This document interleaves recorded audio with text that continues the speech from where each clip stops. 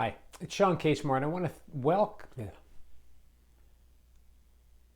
Hi, it's Shawn Casemore. I want to welcome you to another one of my Sell More with Casemore video series. If you've ever been to my website, you've probably seen that little red button that says Free Sales Meeting. And from a conversation I had with somebody who clicked that button, I wanted to share today's video with some tips around how you can structure your annual sales meeting, whether it's with internal folks, external sales reps, or a combination thereof, how you can structure it to get the most out of it.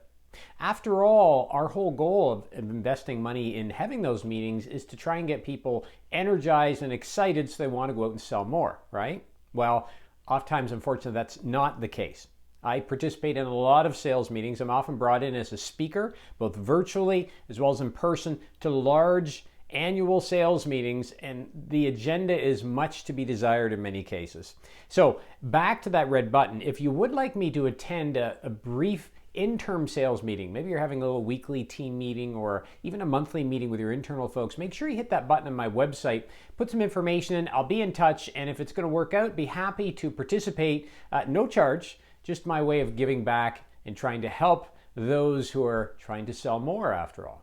So that said, the annual sales meeting, the big event, you bring everybody in, but what's the agenda typically look like? Well, it's people who are talking about the company, how the company did. Oftentimes it seems either it's really rosy, the company's doing awesome, or they're not doing well at all. Rarely is it, well, we're kind of right where we expected, right?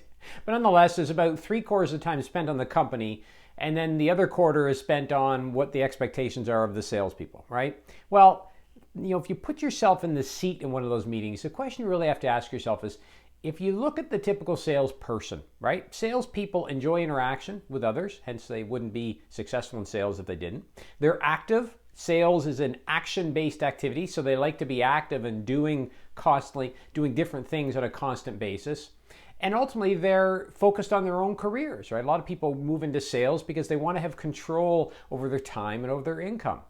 So if you take those factors and then inject them into these meetings that typically happen, you're going to find here's the outcome, right? We lose the attention of most of the salespeople there. They don't walk away energized or excited about selling more. We kind of defeat the entire purpose. So here are a few things you need to consider when you create your agenda so that you can get people energized, get them excited, and get them wanting to get out there and sell more. First off, when you talk about initially how the company did, focus more on how the salespeople contributed to the company's success. What were some big opportunities that were closed? What are some opportunities that are on the horizon? What were some new products that the team, the group successfully sold into the market? Don't necessarily pinpoint individuals out, although that is okay. Focus more on the broader group. Here's where the company's going. Here's how you helped us get there. And here's what's next. Okay, that's the first point.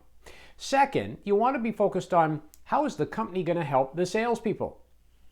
Instead of walking out with the salespeople feeling like they're burdened with all sorts of different activities and things they need to do, you want them walking out going, wow, this company's really behind me. They've got support set up. Maybe it's training, maybe it's different resources, whatever the case, to help me sell more. After all, salespeople do typically want to sell more, so why not tell them how you're going to help them? So that's the second key point you want to address. The third key point is you got to make sure there is a little competition there. So it's okay to display some significant successes some of the individuals had in the room, right? Celebrating that success is something we in sales are used to doing. The challenge, however, is if you don't include anything like that, you don't have any competition.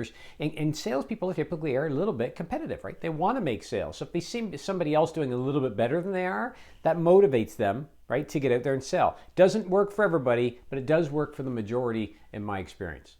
The fourth thing you want to talk about is tools and technology. There's so much technology out there today that can help a salesperson. They can use it to their advantage. So what tools, what technology can you bring forward that are going to help your sales team be more effective? Are you going to allow them to start using WhatsApp? Have you got a new software tied into texting that will help them automate some of their interactions, right? Whatever the case is, bring something cool and techy, because especially younger generations today, that's what they're looking for.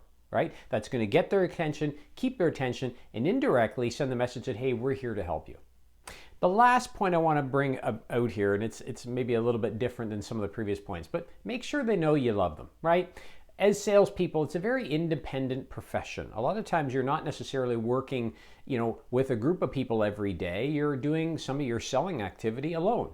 Sure, you're part of a broader team, both internally and amongst your sales peers, but essentially the selling, the cold calling, the reaching out, the meetings, a lot of times that's done individually, right? Not in all cases, but in many. So because of that, salespeople are often very independent. They want to feel like the company cares about them. So make sure the last message you send is that you appreciate the work they're doing and that you're here to help and support them moving forward. But that is the ending message you want to end every meeting on, but especially your annual meeting. I hope you've enjoyed these tips. I hope you take me up on that opportunity to join, click on that button and have me join your upcoming sales meeting. Again, this is more for those small, intimate groups where you have a weekly or monthly meeting and you want somebody to show up and kind of energize people.